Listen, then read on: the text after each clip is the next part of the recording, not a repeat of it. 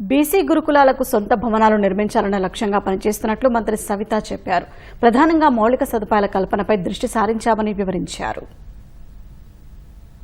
మన రాష్ట్రం విడిపోయినప్పుడు 41 ఉన్నాయి. 65 గురుకుల పాఠశాలలు 14-18లో శాంక్షన్ చేశారు. గత ప్రభుత్వంలో 2 మాత్రమే శాంక్షన్ చేశారు. అంటే 28 మాత్రమే గవర్నమెంట్ బిల్డింగ్స్ ఉన్నాయి, మిగతావన్నీ రెంటెడ్ బిల్డింగ్స్ లో ఉన్నాయి. అది కూడా 28 బిల్డింగ్స్ కి ల్యాండ్ కూడా శాంక్షన్ అయింది అధ్యక్ష. మరి మిగతా దాంట్లో కూడా అన్ని కలెక్టర్లకు కూడా ఫోన్ అందరు కలెక్టర్లకు లెటర్లు పెట్టి అందరికీ ల్యాండ్ ఇమ్మన్నాం అధ్యక్ష. నిజంగానే హాస్టల్స్ పరిస్థితి ఏమీ బాగాలేదు. మరి ముఖ్యమంత్రి గారి దృష్టికి కూడా పెట్టాం, డిపిఆర్ లో కూడా పెట్టాం.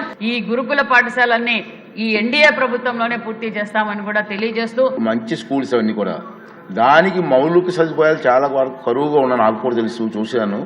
ముందు దాని మీద దృష్టి పెట్టండి. మీ డిపార్ట్మెంట్ మీరు కలిసి కూర్చొని దానికి చేస్తే బెటర్.